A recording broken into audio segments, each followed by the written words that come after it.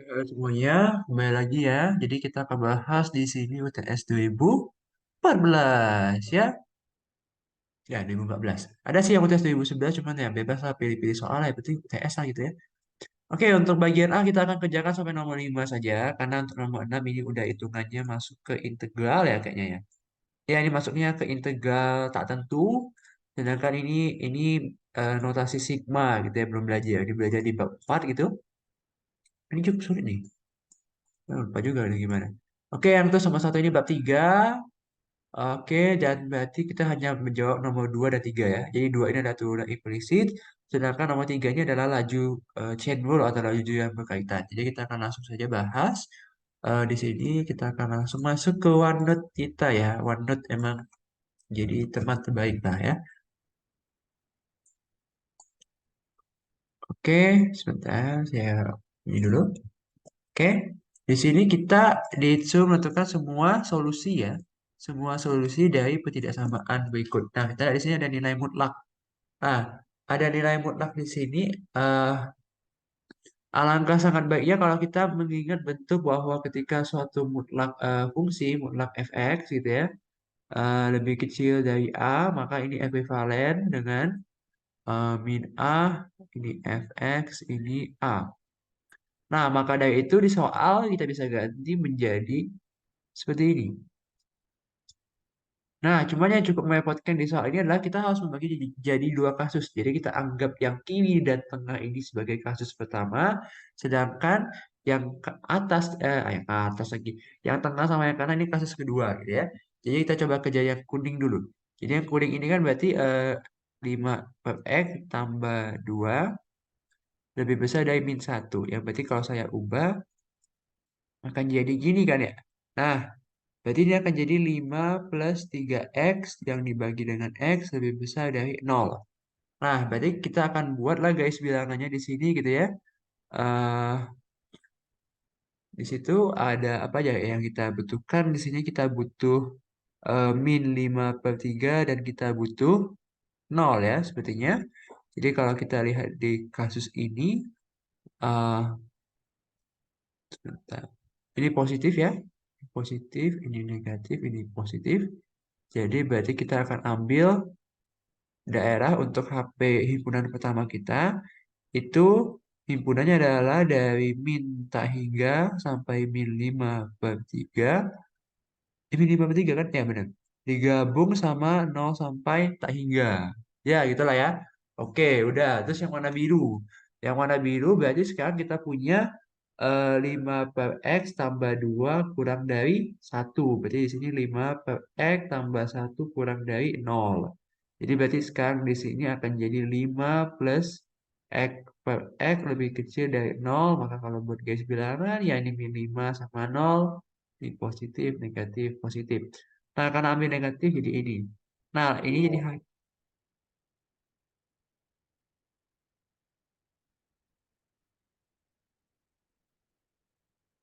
bentar ya. Oke. Jadi di sini berarti himpunan penyelesaiannya adalah dari min 5 sampai 0. Nah, berarti sekarang himpunan totalnya digabung. Jadi berarti di sini kan nggak enak ya pakai nggak pakai line ya. Gue bisa nggak pakai line, cuman kalau PDF ancur kalau pakai line mah. Ya pakai line jadi ada enak gitu. Jadi ini berarti himpunan satu ini kita harus iris dengan himpunan yang kedua. Maka jadi ya suatu himpunan penyelesaian yang sempurna gitu.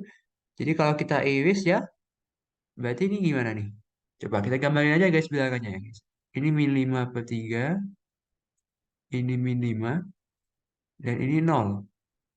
Yang tadi mengatakan ini dan ini. Terus yang ini mengatakan ini. Nah, ini ya. Ini ya. Min 5 sampai 0 ya, sorry. Kalau satu udah negatif ya. Oke, oke. Berarti kalau di sini yang memenuhi itu cuma dari min 5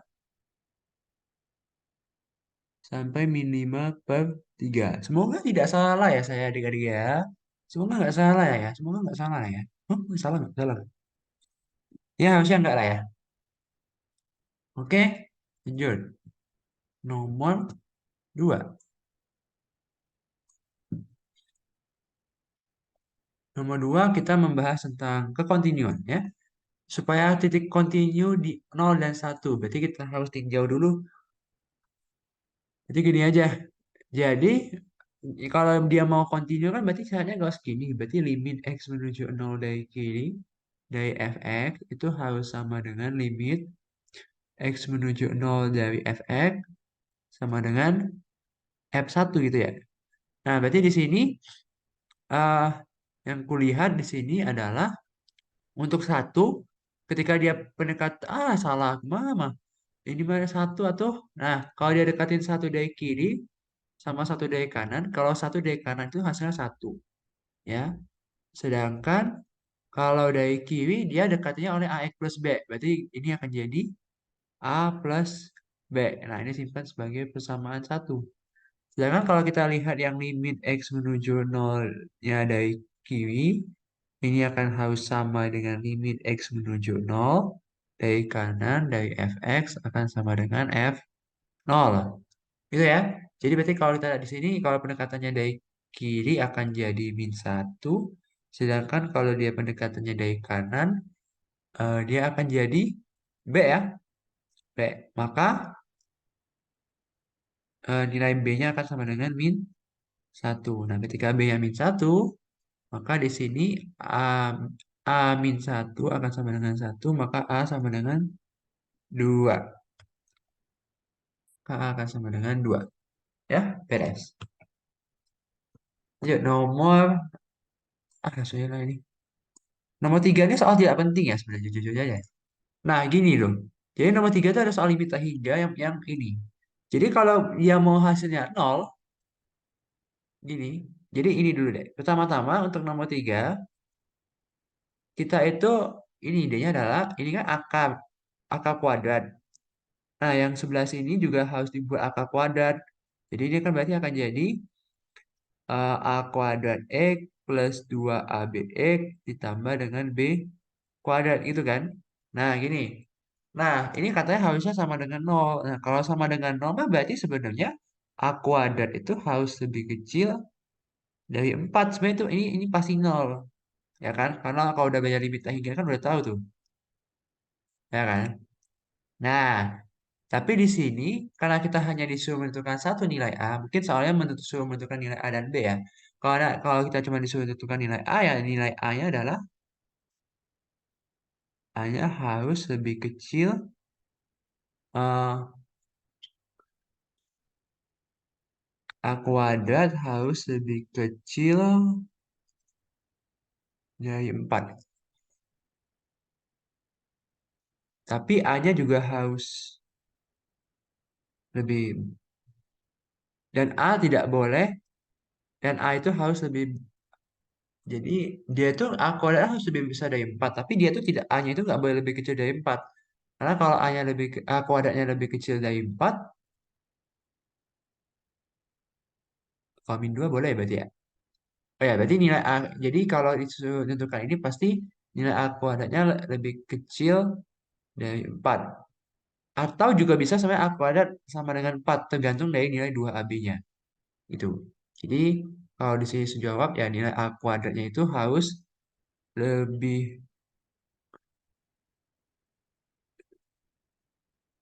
sebentar. Berarti A kuadrat harus lebih kecil sama dengan 4 ya. Oke, jadi ini gitu ya.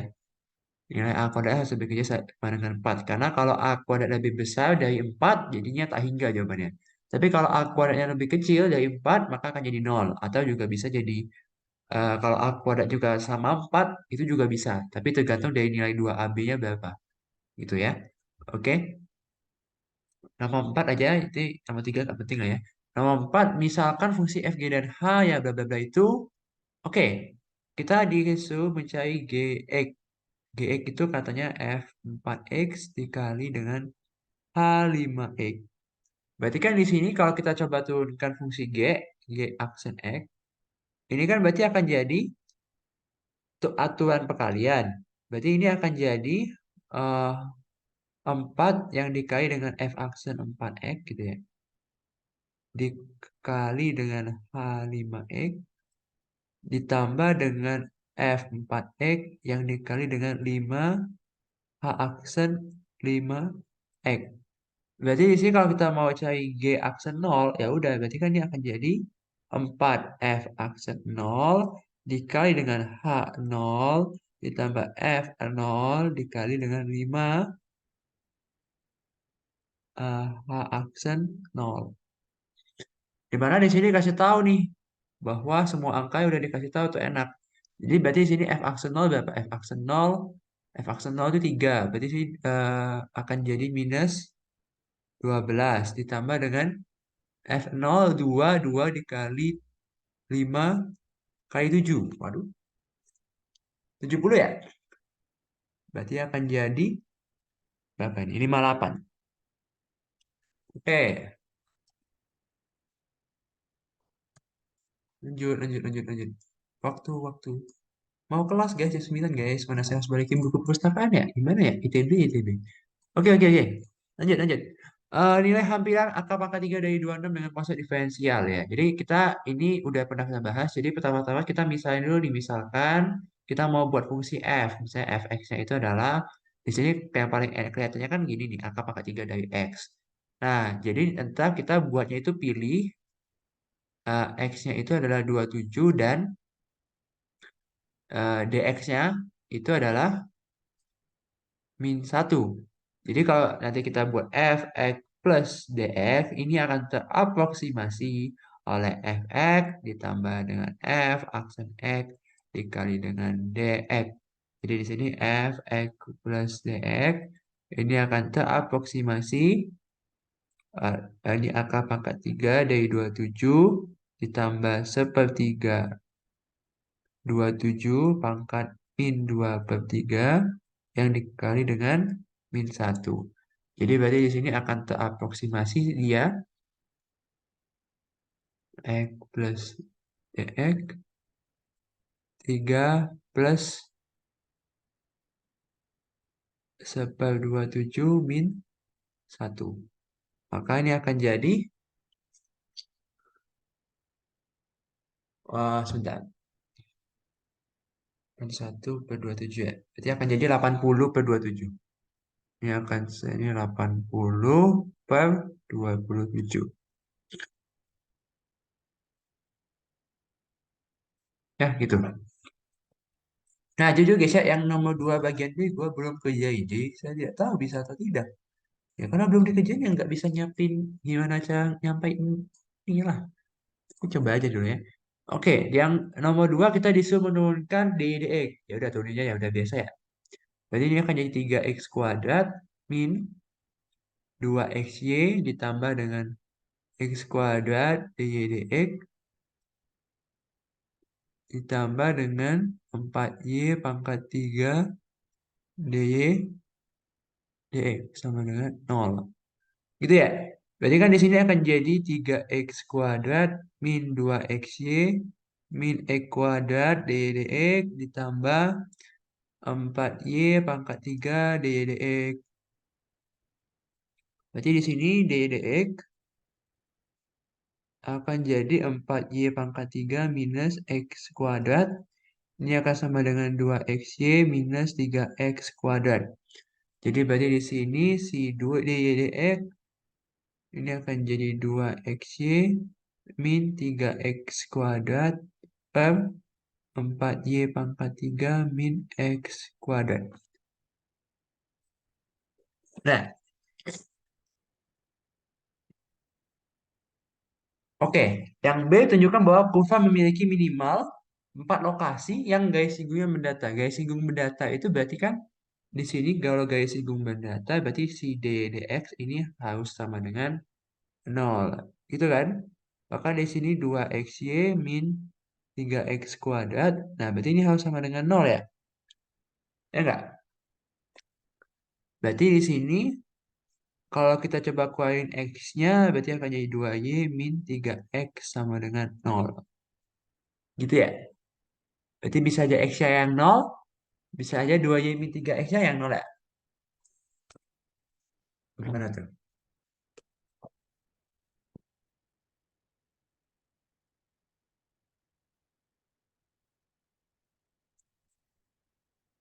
Bentar ya.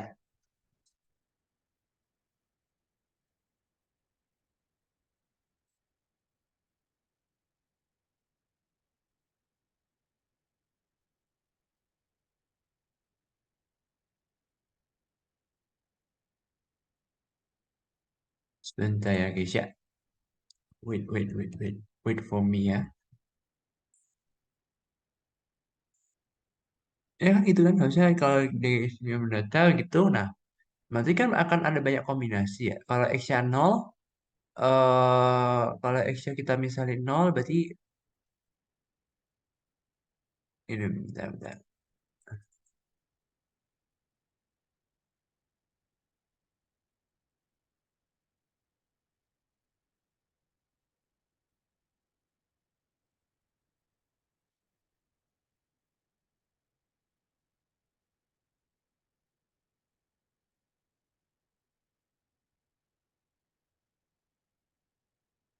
Sebentar.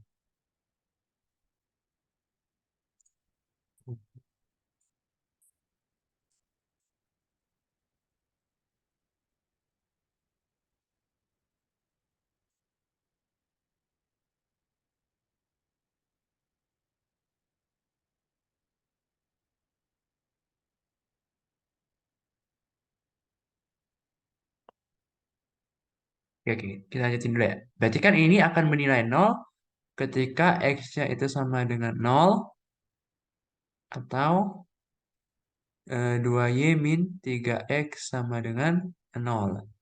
Jadi kita akan coba buat dia dalam 3X sama dengan 2Y. Maka ini akan jadi X sama dengan 2 per 3Y. Ya, gitu ya. Oke. Nah, kita coba cari saat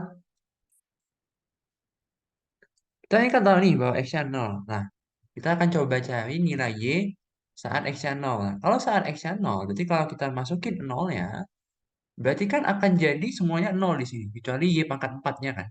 Jadi di sini kita dapat bahwa Y pangkat 4 akan sama dengan 8.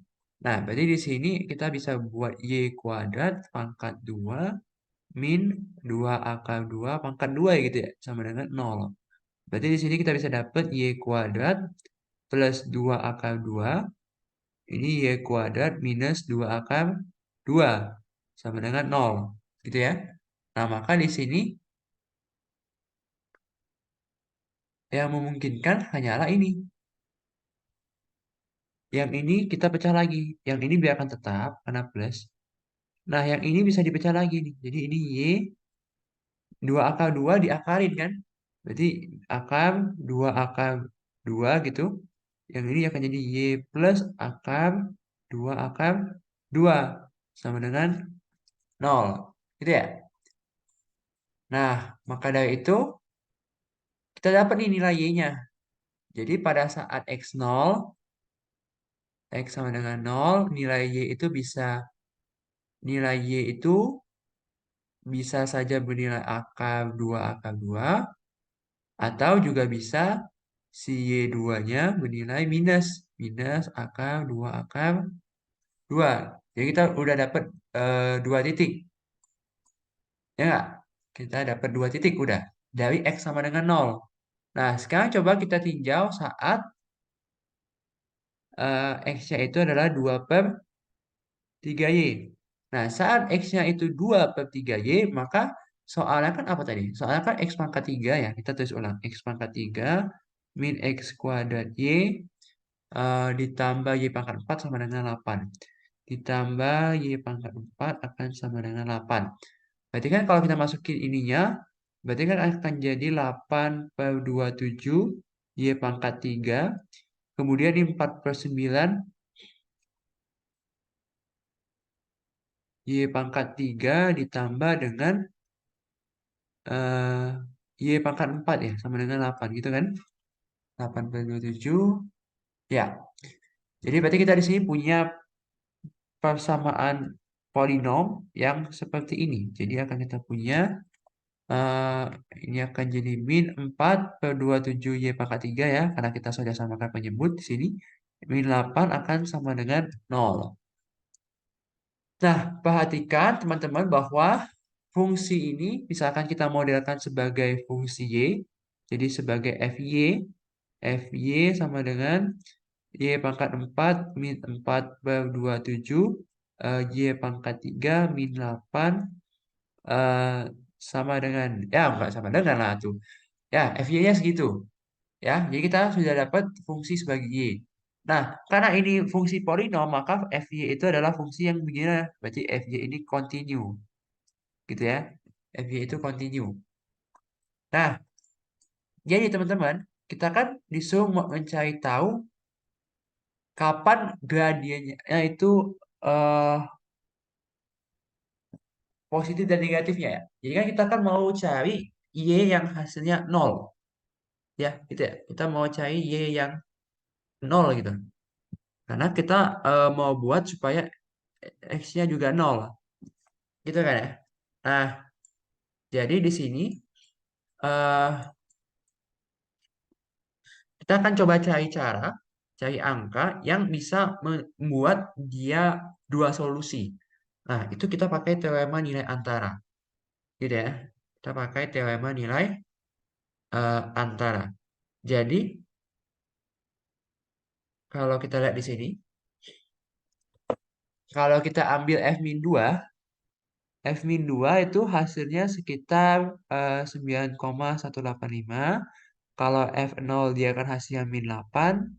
Sedangkan kalau F2 itu dia hasilnya adalah 6,814. Nah, kita mau cari yang kapan nilai F-nya itu nol. Nah, kita bisa buktikan kan pakai TNA karena pada selang gini, kita kan mau cari F sesuatu sama dengan nol. Nah, misalkan nih ada F-nya itu F di C1 dan F di C2. Nah, yang pertama pada selang min 2 sampai nol itu akan di sini F0 itu lebih kecil dari F C1 lebih kecil dari F min 2. Nah, di F C1 ini, di F C1 ini akan terdapat C1 pada selang min 2 sampai nol yang membuat F C1 akan sama dengan nol. Gitu ya? Gitu kan? Lalu pada selang 0 sampai 2 berarti gini ya. Jadi F0 lebih kecil dari FC2, F2. Maka pasti akan terdapat F di C2, akannya terdapat C2, sedemikian sehingga dari 0 sampai 2 itu ada FC2 yang hasilnya 0. Nah, jadi kita udah dapat nih, ada dua. Jadi kita sudah mendapatkan dua solusi, ada 4 solusi. Jadi ini dua, ada dua solusi.